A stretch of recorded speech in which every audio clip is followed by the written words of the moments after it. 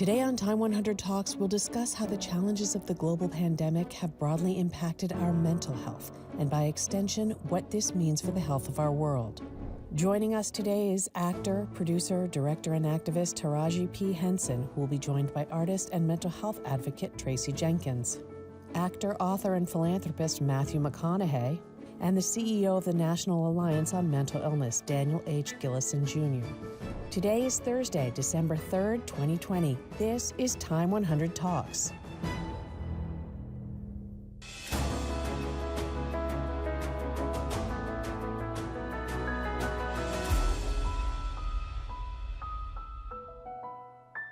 Hi, everyone, and welcome to TIME100 Talks. I'm Edward Felsenthal, Editor-in-Chief and CEO of Time, and we've got another great program today for you. Though there have been amazing advances in recent weeks in efforts to produce a safe and effective COVID-19 vaccine, we're still facing what may well be the worst months of the pandemic, with so much devastation in the health and lives of people around the world. We continue to experience so much pain, a crisis all over the globe, as this pandemic takes a toll on every aspect of our lives, our physical health, the economy, the incredible impact it's had on mental health, already a crisis around the world, and today even more so. That's the focus of today's show. Our guest today will discuss the unique mental health challenges we're all experiencing right now, and they'll share insight on how we can safeguard our mental wellness and build healthy communities after the pandemic, communities that are more resilient. Before we speak to our first guest today, Taraji P. Henson and Tracie Jenkins, we'd like to thank today's sponsor, Cigna, for making these conversations possible. Here is Cigna's president and CEO, David Cordani, joined by ABC News correspondent Deborah Roberts with an important conversation about resilience in this critically important time. Hi there, I'm Deborah Roberts, and I'm delighted to talk to David Cordani, CEO of the Cigna Corporation, about a topic that is really critically important right now, and that is resiliency. David, nice to talk to you. Good to be with you today. We've all heard about the importance of resiliency in building strong lives. Cigna partnered with the Resiliency Center on a huge study. You looked at all kinds of ages and demographics. What did you find? The resilience study helped us to understand that there are individuals, depending on their stage of life, that actually go through some pretty significant challenges and as such have a lower level of resilience, meaning the inability to rebound from a shortcoming. For example, our young adults, children between the ages of 18 and 23, suffer from a decline in resilience or a lower level to bounce back from challenges. Further, we learned that individuals from an employment standpoint, if they have employment dislodging, whether going from full-time to part-time or part-time to furlough, they deal with the resilient challenge. And there's certain other parts we've learned about in the workforce. So we've now are armed with that information to help individuals to be able to overcome resilient challenges and bounce back a little bit more rapidly. We're living in the midst of a global pandemic. We've heard a lot about resiliency lately, or the need for it. Anxiety, depression rates are on the rise. How can a company like Cigna help, particularly with young people? Two different ways. One is, as we serve employees all over the world, most of those individuals have family members and their families come into the workforce with them. So expanding services that are available to them to support not only themselves, but their family members, in this case, their children. Secondly, through community-based programs. And again, as a health service company, we both have a responsibility as well as opportunity to amplify the conversation and to broaden services and resources available. For example, we put forth a pretty basic framework to help people understand it called GROW. Ground yourself in your reality. Recognize what you could control. Organize your resources. And then W, work with your community of resources to be able to deal with resilient challenges. So bringing toolkits and resources as well, but we think it's quite important. On a personal level, you've worked with the Achilles International Group, which services veterans and people with disabilities, people who have to really work through to be resilient. What have you learned through that organization about resiliency? Achilles is an unbelievably powerful recipe to show that support works, to show that goal setting works, to show that recruiting support works from that standpoint, and to really underscore the power of resilience when it exists versus when it doesn't exist. This was a great discussion, and I think that it gives all of us hope that through this challenge that we're facing right now, that we can build something out of it and hopefully come out stronger. David, a pleasure to talk to you. Good to be with you today, and thanks for the conversation. I look forward to many more. Thank you, Deborah, and thank you, David, for that important conversation. I'm Time staff writer Reza Bruner, and I'm joined today by Hollywood powerhouse, activist, and founder of the Boris Lawrence Henson Foundation, Taraji P. Henson, and the foundation's executive director, mental health and wellness advocate, Tracie Jenkins. Thanks for being here, Taraji and Tracie. Thanks for having us. Thank you. So it's been an incredibly difficult year for a lot of people for a lot of different reasons. And Taraji and Tracie, you two have been promoting mental health work and taking action to provide better therapy options and to change this conversation for years. You started the Boris Lawrence Henson Foundation back in 2018 to address just that. So let's start with, how have the challenges of this year impacted you and your work differently? And what actions have you taken to try to find peace and a sense of wellness today? Taraji, let's start with you. Well, I would say the one challenge for us was when we first started the virtual therapy, because I feel like this pandemic and this moment in time has been a blessing. We refuse to look at it as something dark that happened. You just got to find the light in everything. And that's where I am, and that staying in a place of gratitude. So that's how this moment has affected me. But the work that the foundation, what we have been trying to do, what we set out to do, is to eradicate the stigma, get more people of color interested, or just to try therapy, to start the healing process. What we found difficult was getting the men involved. But we don't sit down easy. Anytime we find an obstacle, we try to figure a way over it. And so when we branched off and decided to separate and say, men, this is just for men of color, then the outpour was astounding, and it was what we were looking for. So those were the two: personal challenges and professional. And what about you, Tracie? Personal and professional challenges this year?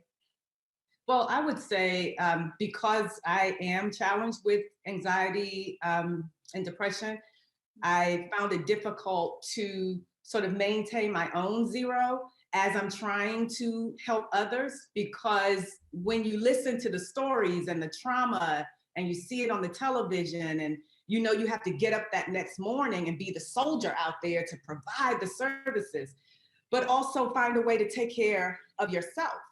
And so that was a big challenge, and still is a big challenge. Anytime you see people suffering and that there's a way to help, but it's difficult to get to them or help change their minds about therapy or any kind of wellness. I meditate, for example. Just getting people in there, like Taraji said, to try your own healing process. I think the impact, though, of the pandemic has really brought more people to the forefront. We've done over 3,000 sessions since April, and that is huge for our community. So we're still on the path. We're still out there working, because we know the pandemic does not end tomorrow, and they're going to need help beyond today.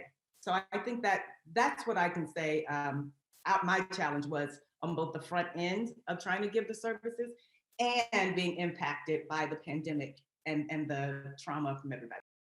Let's rewind for a second. Why is it important to be having this conversation about mental health? It's personal. It was personal for me because I have a son, and when I realized that I was suffering from anxiety and depression before COVID, it was time to seek help. And because my father suffered openly and he got his help, that I wasn't afraid to say that I needed help and to look for help. But when it came time to look for help, there was when I kept hitting a wall, because it's not that I couldn't find a therapist, but I couldn't find one culturally competent, one that looked like me, one that looked like they understood my struggle and my son's struggle, for that matter. And so I called Tracie, my best friend, who I've watched her struggle with anxiety for as long as I've known her. And we started talking about it. And we both realized, hey, we don't see a lot of us, because there probably aren't a lot of us, because We don't talk about it at home. And then that just opened Pandora's box for us. And we wanted to get to the bottom of it. And again, we're empaths. And when people suffer, we suffer. Like, it's no fun if my friends can't have none. You know what I mean? Like, if I have peace, I don't want to be the only one in peace or healed, or, I got over my trauma, but my friends are still traumatized. Like, that's not even functioning. That's not a functional circle, So that's when we went to work, and we just started talking. And my little sister worked in rehabilitation for years for addicts, and with her help and my best friend here and my assistant Sante, we came up with this idea. And then I decided, let's name it after my dad, and everybody jumped on board, and it just took off from there. Yeah, and if you're Black in America, you're Black anywhere, really. Yeah. You're feeling this, and you're feeling this more than most groups. And so when we decided to move into this like full force ahead, and notice that the Black men weren't really stepping up, as Taraji mentioned, they feel demonized when they say, I feel vulnerable. And so as Taraji always says, your vulnerability is your strength. And so trying to push that messaging on them, because they care about what women think. And if we're telling them that your vulnerability is beautiful, if your vulnerability, keeps me up at night, and makes me want to hold you even closer, I think that too, coming from women, helps them to let down those guards. So the two of you are launching a new Facebook Watch show, which is really all about this, all about having these conversations. What are you hoping to learn and to share from that experience and from these episodes coming up? Well, what's amazing about this process is, both Taraji and I are getting some vicarious therapy as we go. So we find ourselves sitting in the chair just as much as the next person, getting that advice and digging in and, bringing up topics that are relevant to us, because we know it's relevant to most.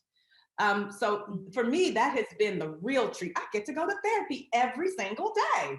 That works for me. And then so does, millions of others who will take the journey with us.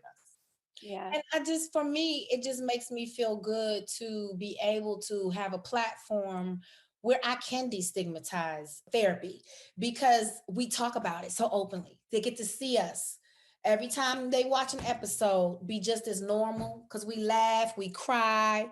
And that's what therapy is being okay with not being okay. It's being in a safe place, being in a place where you feel safe to share. And sometimes just saying it is like therapy. Hello.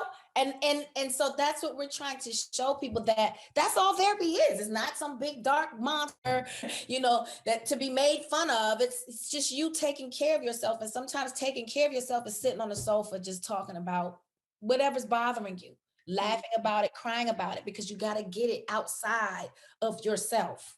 And we just want to make that look normal. And that's what I'm hoping people see. That's literally how I talk to my therapist. I'll be like, girl, I'll be 2 seconds from a glass of wine. Child, let me tell you what happened this week. And that's literally how your relationship should be with your therapist. If you're not going, woo, I can't wait to call my therapist, then chances are you don't have the right match.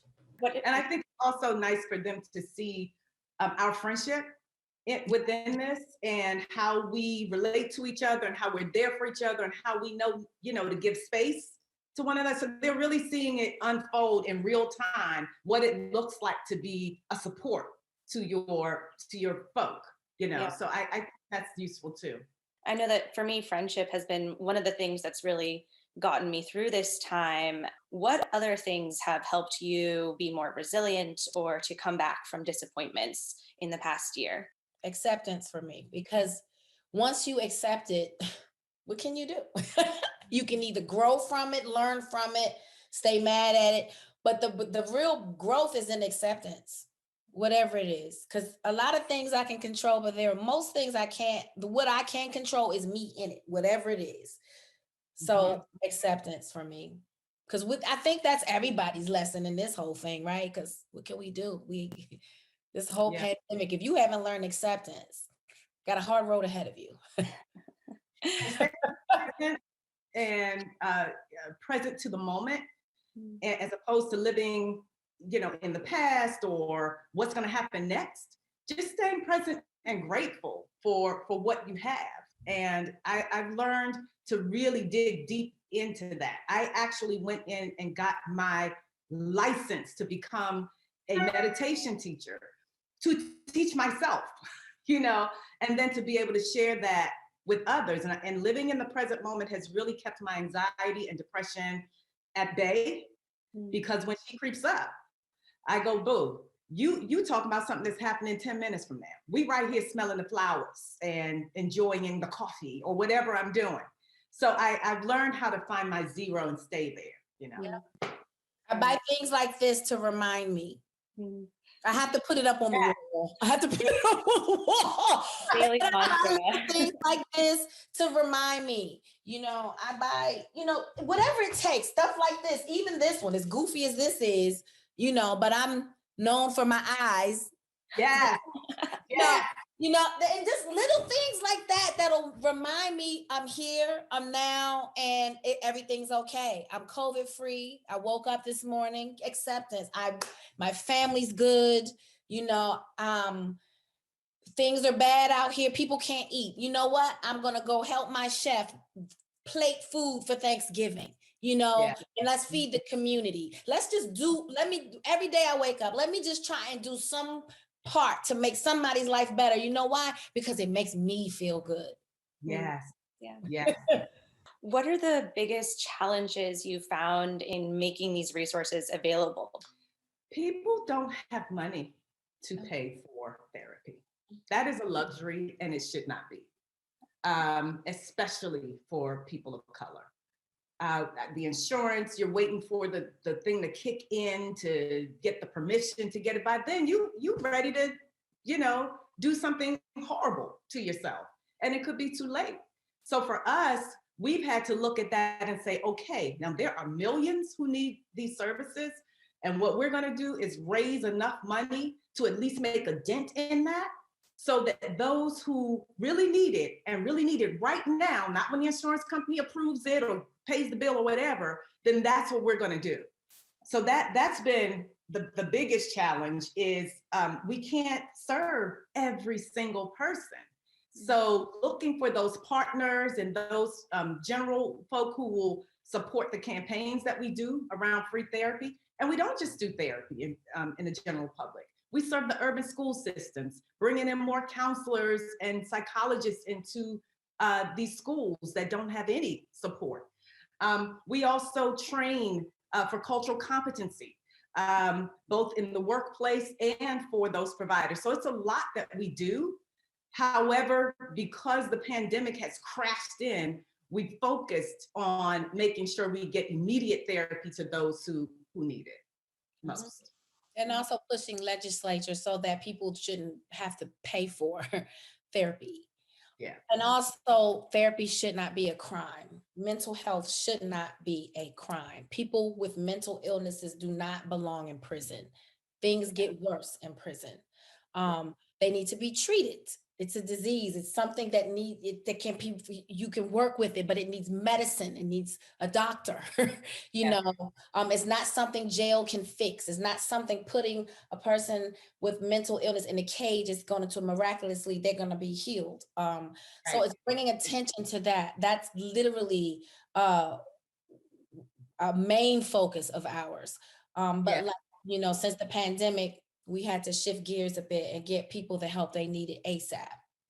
68% of those who are released from prison return. They return without getting the mental health support that they needed before they got in, further impacted while they're in. And now you're saying, go out into the world and be normal without giving them support. So we're looking to step into that 3-year window and see if we can offer that support if that changes the trajectory of their lives. And we believe that it will. And do you feel like your message is getting out there that, you have hope for a positive shift in these conversations and access going forward? Absolutely. And the people that want to talk to us, time, the conversations that people are wanting to have with us, We're able to get pretty important people on the phone.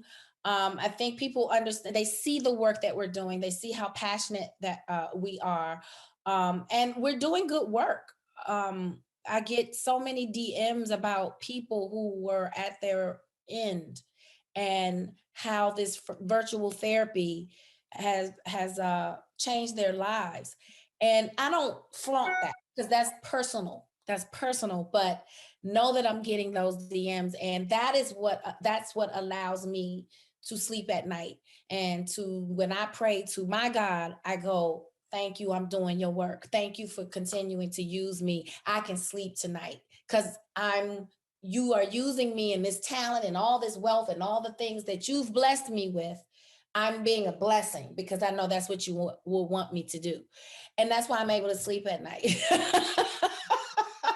And for the many years that we both have endured, anxiety and depression, we've gone through some serious moments. And still going through it. Now, don't think it's over and we're just like, hey, side of it. It's an everyday struggle. So I don't want you to go ahead, Tracie. I'm to get that wrong. I don't want you to think that we found out the end, the happy ending. No, it's an everyday struggle. That's why I'm so excited about the show, because I get to do that thing every day. But it's when you're moving through something that's tragic or something that you suffer through, it's hard for you to see that your life is being used as a testimony. And so when you get there and God reveals purpose to you and says all of that crying and all of that loneliness and all of that scary stuff that you went through was to save the lives of millions, I couldn't ask for a better gift. I couldn't ask for a better gift. So that's what helps me sleep at night, knowing that my suffering is not in vain. Taraji, Tracie, thank you so much for joining us for Time 100 Talks and sharing your work. Thank you for being interested in our work. Thank you so much, and allowing us this platform. That's the humans, we need each other. Thank you. Thank you so much. So much.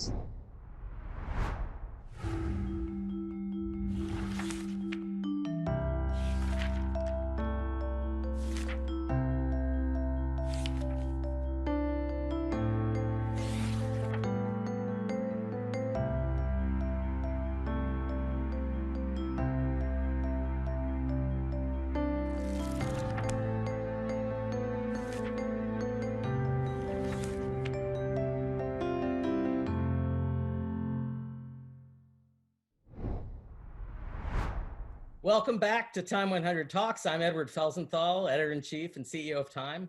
And right now I'm joined by Oscar-winning actor, philanthropist, author of a great new book, Green Lights, Matthew McConaughey. Welcome, Matthew, to Time 100 Talks. Hey, good to be here, Edward. How you doing, sir? Doing great, doing great. The book is a wild, great read. And congrats, first of all, on, I don't know, how many best actors have also been #1 on the Times bestseller list? I wouldn't think many. Sidney Poitier, I was told. All right, good company, great company. And I see this week you're still up there between President Obama and Dolly Parton, which seems like exactly where you want to be in life. So that's looks like a good spot, right? Yeah. I wanted to start. We're in a time, of course, of just incredible division in this country. People living in completely different realities, viewing the other side as the enemy. And one of the things that struck me in reading the book is that you're someone who has lived very full lives on what seemed to me both sides of the divide. You grew up in Southwest Texas. You're also very much part of Hollywood, which you call at one point in the book, you're mistress of 2 decades, 2 very different cultures. And what have you learned both about what divides us and what can bring cultures together? Great question. Boy, this answer should be good, or at least I hope we hope we have a good one, right? Because this is the big question. And I think one is realizing that it's not a novel question.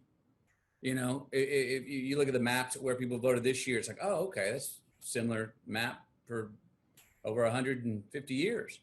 I think what this year's election did is expose what we all kind of didn't really want to say out loud, is that there is a great divide, and there has been a great divide.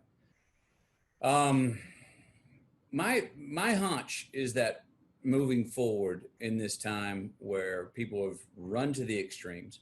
And mind you, I will say, I'm happy to say that I've talked to quite a few people who are feeling buyer's remorse for running to those extremes, because I think they're looking around going, oh, I'm not sure this is really, I agree with everyone I'm at the table with here. My hunch is that there's a common denominator of values that we can all agree on, that are bipartisan, non-denominational, that we can say, oh yeah, I agree on that. Yep, I understand that that we should all be responsible for ourselves, and that will give us freedom tomorrow, that we should be responsible also and have some empathy for others. Yep, accountability, that's a good one. I can agree with that. Yep, if I agree to say I'll do what I say to you I'll do, and I can expect you to agree on the same thing, we can start to bind some social contracts again. We're in a great time of distrust. We don't know who to believe. Our social contracts are broken with each other. We don't have expectations of each other, and that leads to us not having expectations of ourselves.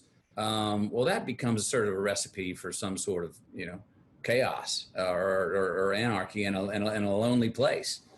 I think that we should really work on breaking down what we consider to be a contradiction, which is the selfish choice and the selfless choice, the choice for I and the choice for we. I don't believe those are as contradictory as we make them out to be. There is a choice, I believe, that you can make that is also best for the most amount of people. There is a choice that I can make that may be the best choice for the most amount of people. We look at responsibility. No, that it takes away my freedom. No, responsibility can actually give us freedom. It makes it about more than makes our freedom be more than about entertainment. And it leads to a bit of an ascension in life, a bit of an evolution for us as individuals and as a culture, as people, species. I think values is the place that people can say, hey, here's my solid stepping stone, that I'll step forward and say, I agree with you, where we can have a conversation without a condemnation. I was thinking about this the other day. I write in the book, you can't have unity without confrontation. So, and I believe that. And I would argue that in many ways today, we don't even have true confrontation, because I would argue that I think to have true confrontation, you have to at least validate and legitimize the opposition's point of view, even if you disagree with it. But we're in a spot now where we don't even validate it. We make that person, you disagree with me, I make you persona non grata. You are illegitimate, you're evil, you're done. You should disappear. You do not count. That's not true confrontation. Therefore, that's not going to lead to any kind of unifying of people. I mean, just taking this, what seems to me straightforward example, you're talking about, think about we and not me, masks. Simple as it can be. It's about thinking about we, and yet it's become politicized. But I think that's what I believe, that it's not just solely think about we.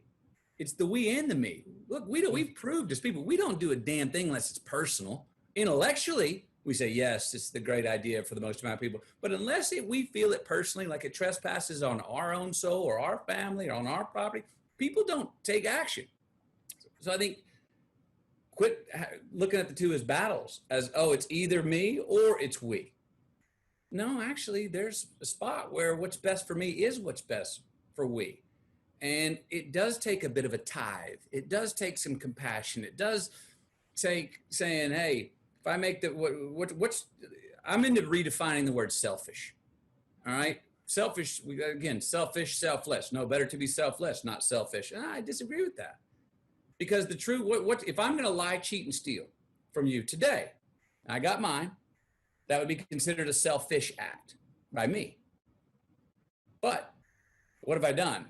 Now, everywhere I go, and I'm over there in your neighborhood, and I'm looking around, wait, is Edward here? I'm not sure. I'm looking over my shoulder in my future. I've purchased freedom from my future to now have to look over my shoulder to see if Edward's not there, to see, or the people aren't there that I lied, cheat, and stole from. So what was actually the more selfish choice?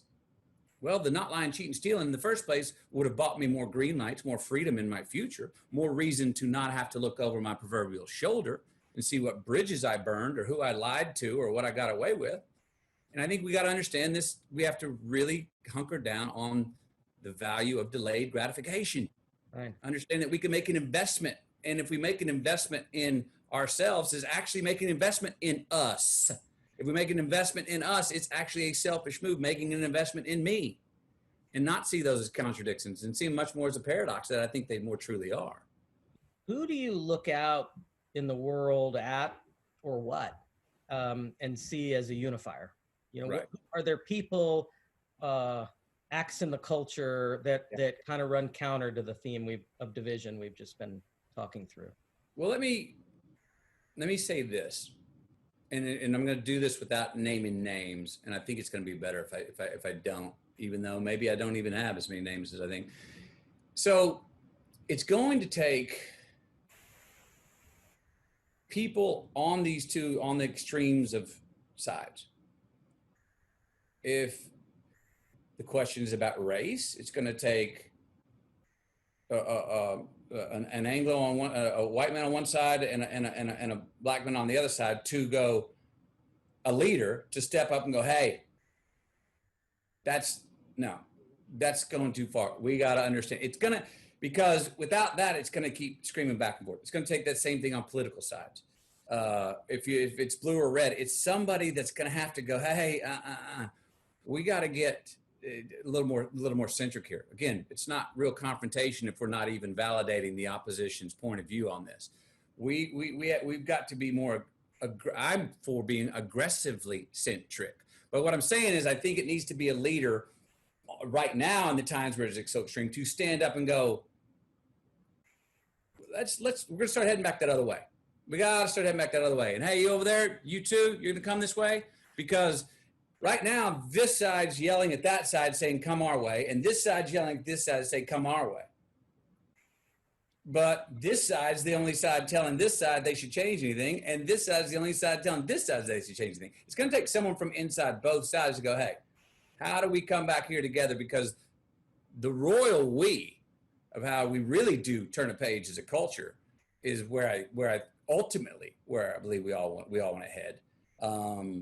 So who are people that make people come together? Or people, are there, where do you get your hope, as you look out in the world and as you've traveled and virtually on your book tour, and, what's giving you hope out there? Yeah, that people do inherently have a common denominator set of values. People want community. People want something to look forward to, a reason to wake up in the morning, something to build, some connection to what they built yesterday, whether it's their family or whether it's their business, that they can get up today and stay in construction on. That every new day is not a flat, blank page again. I'm not connected to my past and I don't know where I'm going in my future. That we want something, a reason to wake up in the morning. We want something to build in our lives. And I mean, I see that from socioeconomically the richest people in the world, all the way down to communities in Mali, Africa, that have had no electricity in their life, but have that and have laughter and community and love for each other.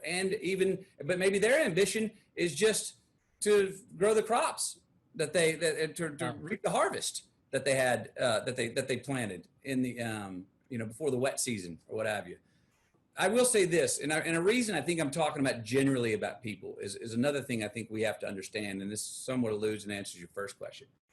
We have to understand that our leaders can't do it for us. I think we get our chosen person in a political party, our chosen leader in a community, and we're like, I got my man, I got my woman. Okay, I'm going to sit back now. I mean, a lot of wonderful things that Obama talked about before he became president. It got a lot of people off of our proverbial porch to stand up and go, all right. But then once he got in office, a lot of us went and sat back down. So whatever our leaders are, whatever they say that get us off the porch, we have to remember that we're the ones that got the work. We have the work to do. We have to each start by looking in the mirror. And I guess that's when, again, while I'm not bringing up different people out there that people may know, it starts with you and me in the damn mirror, I guess is what I'm saying. And yes, we can have a leader in a position that can lay out a road and a path that we more agree on as the way to go forward. But they can't do the work for us. We each have to do that. The mirror is a good segue to the book, which is a very big mirror on your life. 35 years of diaries. I guess you started the diaries as a teenager, if I'm doing my math right. Yeah, 14. Did you have somewhere in your mind, deep down, that you might someday go back to them and pull it together I think in I some did. form for others? I think I did. There's a diary outing that I had in 1989 that I said I think I'll write a book. It was a little short poem, and you know, I've been keeping these diaries in the treasure chest, and it's been growing through the years with the more diaries I've kept. And I've threatened and challenged myself to take them away to see if there's something worthy of sharing in there for the last 15 years. Just never had the courage to do it. I thought there might be a central theme in there and some stories to share that people could subjectively utilize on their own. I didn't know what that would be. Yeah. But then when I went away and wrote it, it seemed to be clear. You know, one of the interesting things of writing it was the more personal I got, the more it became obvious, oh, this is actually more relatable.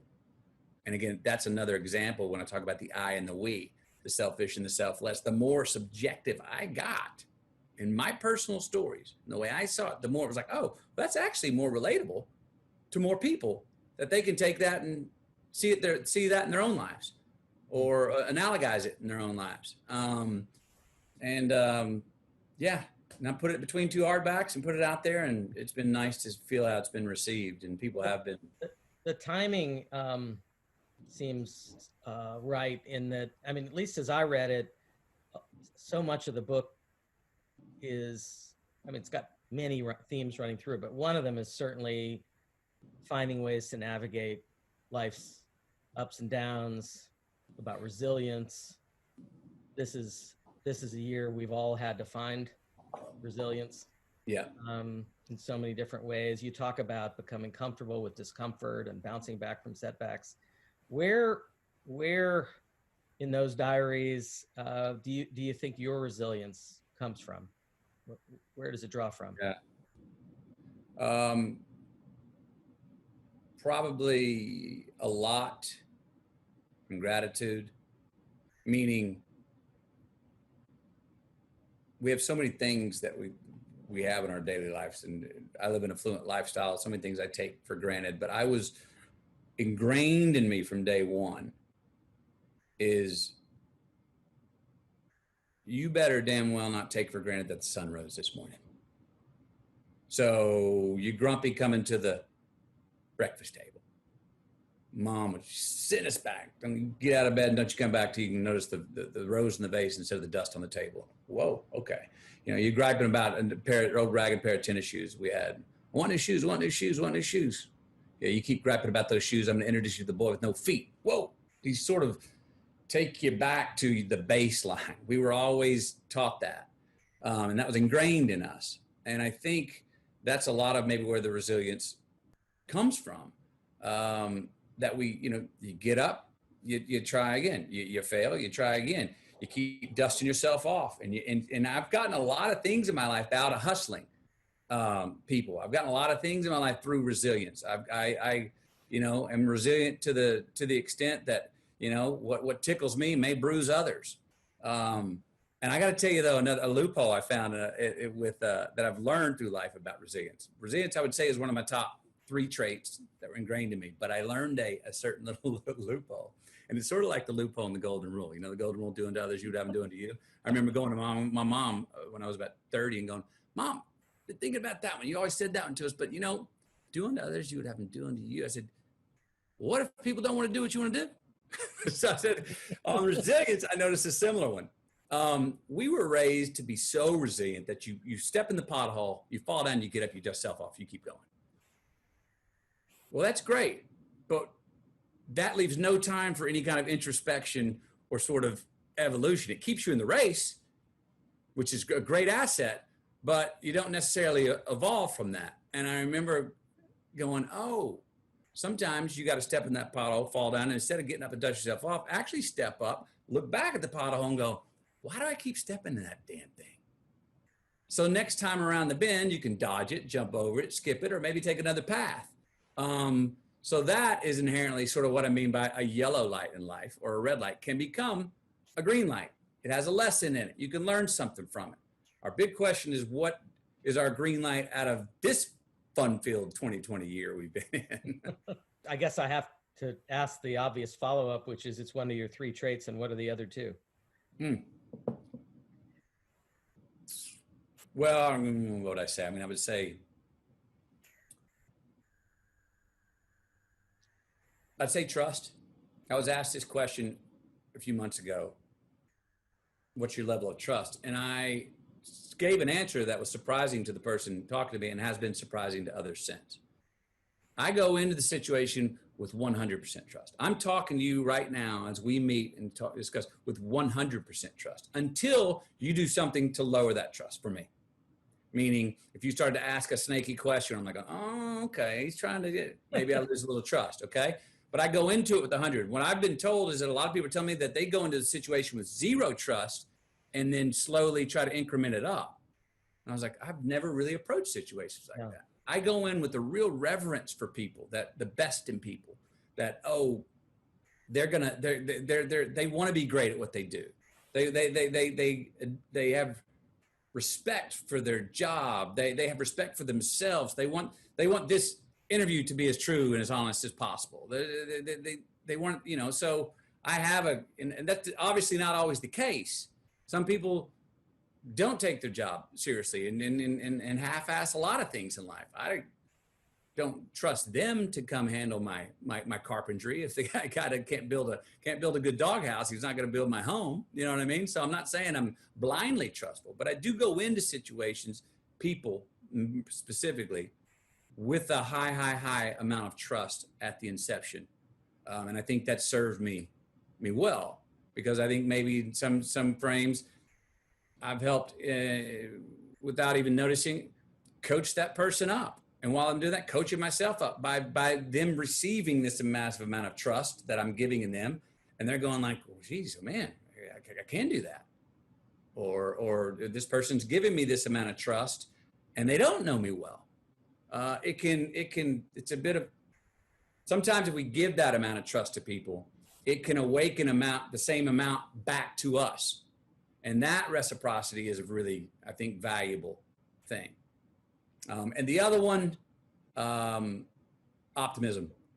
And I don't mean foolish optimism. I mean practical optimism. I mean, there's just certain places where you go, okay, you know, I got back on the highway on the 26-mile bridge and I'm going the opposite way. Damn it. But real quickly go, okay, there's absolutely nothing I can do about this one.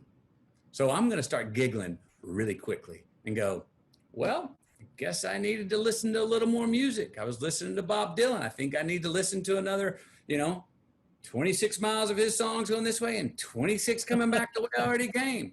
I guess the sun was over here when I was driving west, and now it's behind now I'm driving back east and it's on the opposite. Well, guess I needed to tan the other side of my head. I mean, how to quickly, and that's what I mean by get relative with the inevitable, which I open up the book with that as a tool. Yeah. When we see an inevitable, instead of hemming and hawing about it, it's like these things that we're going to do in our life. I talk to people all the time. Oh, I don't like doing talk shows in my business. I'm going, but you're here right now. You're here in the green room. Yeah, but I hate this. I go like, well, then go. You shouldn't do it. They're like, no, I'm going to do it.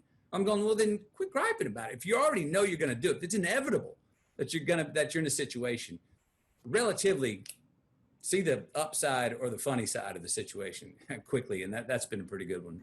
My father, long drives, we'd get lost and not know where we are. And he'd say, isn't this a pretty little town? So I really appreciate your spending time with us. Thanks for having me. Do it again. Come do it again sometime. Love to.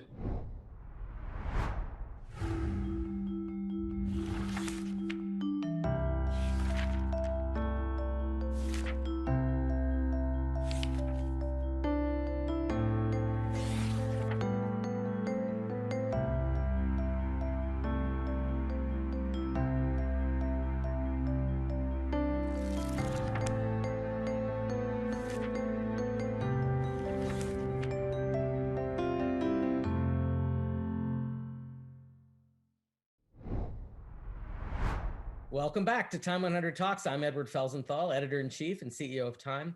Throughout this program, we've been discussing the mental wellness challenges that are an integral part of this moment during the pandemic and how important it is for us to have open dialogue about how we come out of this more resilient than before.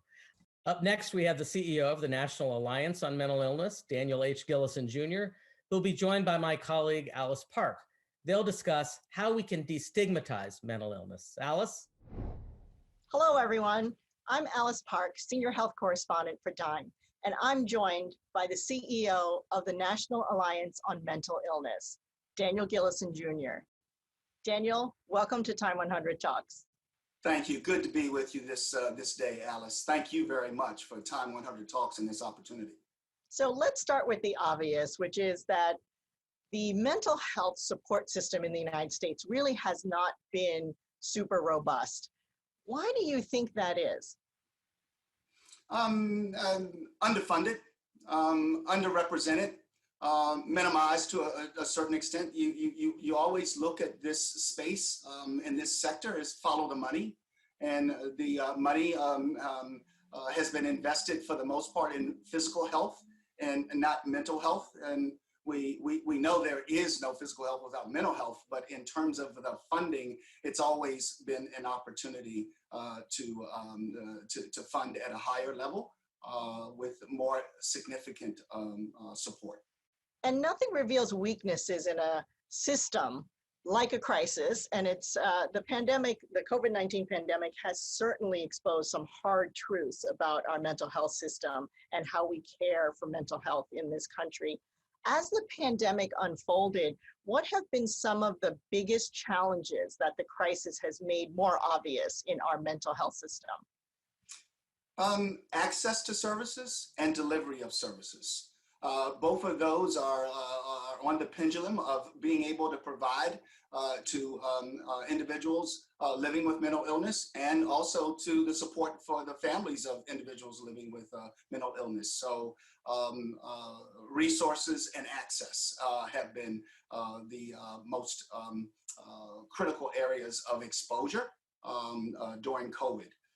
Telemedicine has helped, and it's been great support, but there's still those areas of need. Do you see any programs, you just mentioned telemedicine, like telemedicine, that you hope will continue once we're through this pandemic and potentially even strengthen the mental health care system that we have in this country? Yes, in terms of strengthening the mental health system, we absolutely see telemedicine being something that must be continued as we come out of COVID.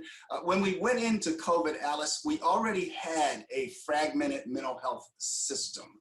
I liken it to New Orleans and the levees that broke. The Army Corps of Engineers had been saying for over 10 years that if there's a Cat 5 storm, these levees will not be able to hold, and that's the same thing. This fragmented mental health system, we've known that it's been fragmented for some time, and now we're at the point where we recognize that coming out of COVID, we're going to have to look at doing things very differently to address the demand, and the demand is going up.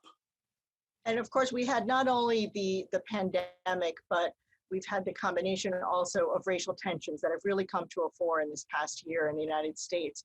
And I wonder if so many people think, when they think of mental health issues, they think of very personal ones, you know, personal trauma, depression, very individualized issues.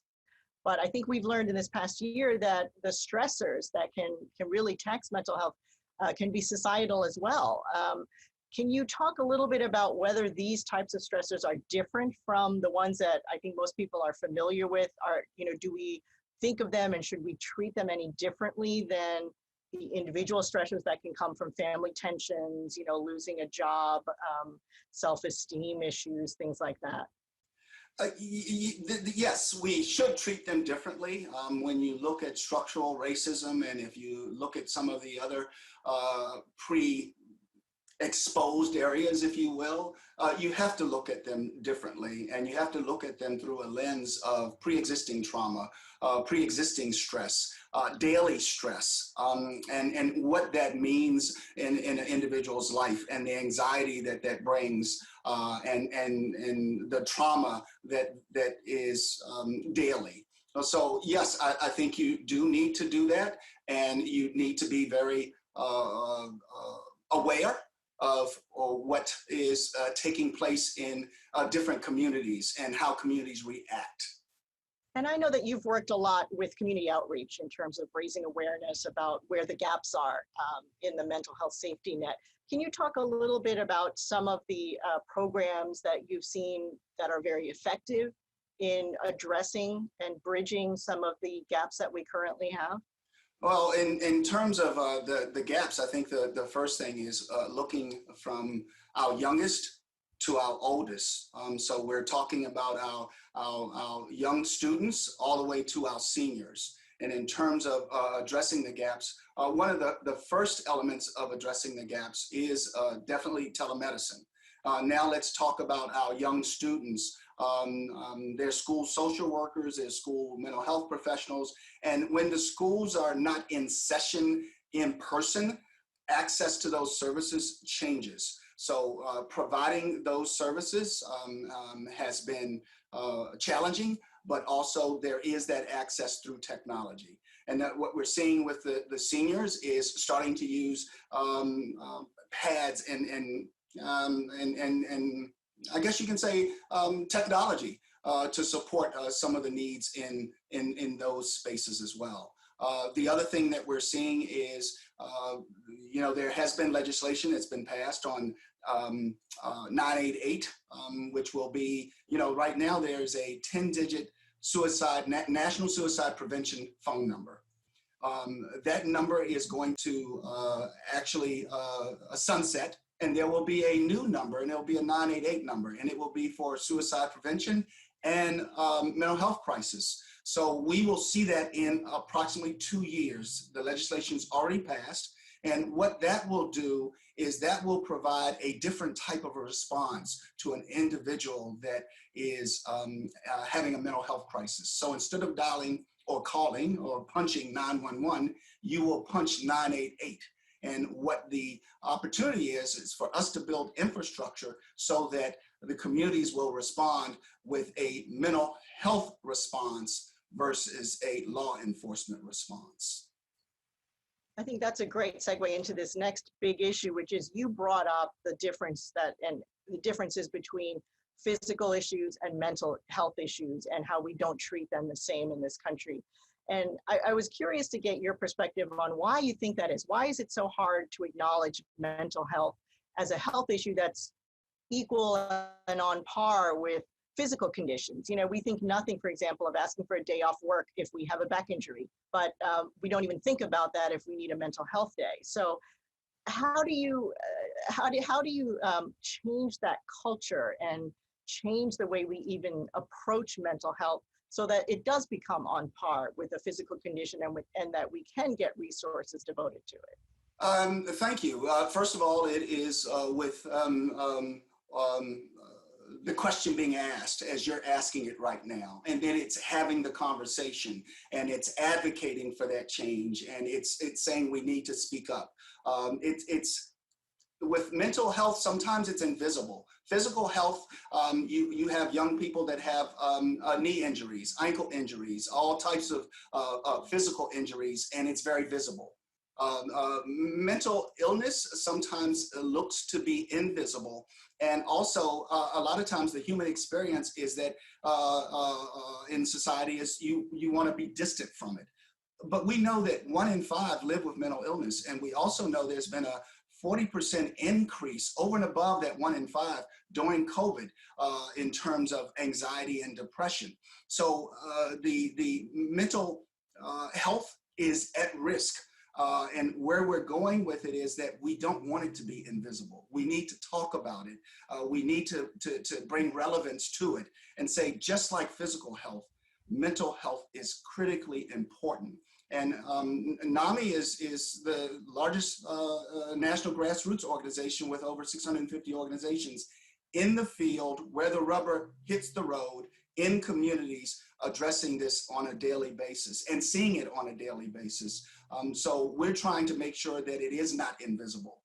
And just like diabetes, just like lung disease, that we look to treat it. So, and we look to acknowledge it. So the pandemic and the racial tensions that we've seen in the United States in the past year have certainly tested the human spirit, but they've also revealed how resilient human beings can be. What are some of the ways that people can start to find that resilience and tap into its power? Yes, in terms of resilience, it's so interesting that you use that word, because in speaking to a doctor on yesterday, a mental health professional, that was the word they used in terms of resilience. I think it goes to the values of NAMI, quite frankly, inclusivity, fairness, equity, and most importantly, hope. And I think that what we're looking at is really building on that hope and ensuring that we can look at what we can do versus what we are living through. So we are trying to do programming, and our programming, we've been a very much of a touch and a facilitated learning organization. So our programming has had to pivot and go online. But we're still doing that outreach, and we're increasing our numbers through that outreach. And inside of that, we're trying to increase the resiliency and the hope and the caring. So I think it's bringing together leaders like myself, organizations like NAMI, to talk about what can we do coming out of COVID, what must we do, and what can we do to help the individuals living with mental illness and their families understand that there is a light at the end of this long tunnel. And as you said, it is indeed a long tunnel, especially this past year. What gives you hope when you look at, let's say, where we might be 5 or 10 years down the road as far as resources and support for mental health issues? What gives me hope is that we have leaders that have come together in the mental health space to actually look at what the system should look like going forward. We know that if we keep doing what we've always done, we're going to get what we've always had, and we know that that won't work. So we need to have a transformative model of looking at the whole tapestry of delivering services differently. And I think that the 988 legislation and some of the other policy work that is taking place is really going to add to what we can do. Also, funding. If we look at the funding that we're currently very interested in and very passionate about, we hope that a significant amount of that funding goes to mental health. So that's what gives me hope. And the other part of that, Alice, quite frankly, is our young people. They come to this area very differently than my generation. And what I mean by that is that when they come into the workplace, they will share with the employer that I live with a mental health condition. What do you provide in terms of benefits? So they're much more assertive and much more open, where in previous generations, we would not share that information. They will share it. And many of our CEOs now look for their workforce to, when an employee says, I need a mental health day, guess what? That new CEO is receptive to that. So what gives me hope is the new leadership. And that leadership is coming from our young to our newest CEOs in the private sector in terms of their receptivity to that employee that is speaking up and sharing their mental health condition. Dan, thank you so much for joining us today and discussing some of the challenges as well as progress that's being made in addressing mental health in this country. We really enjoyed the discussion. Thanks for joining us on Time 100 Talks. Thank you very much for the opportunity, and we appreciate all that you're doing, because it will take all of us, and we are in this together. Thanks so much to all of today's guests and Time contributors who put today's program together.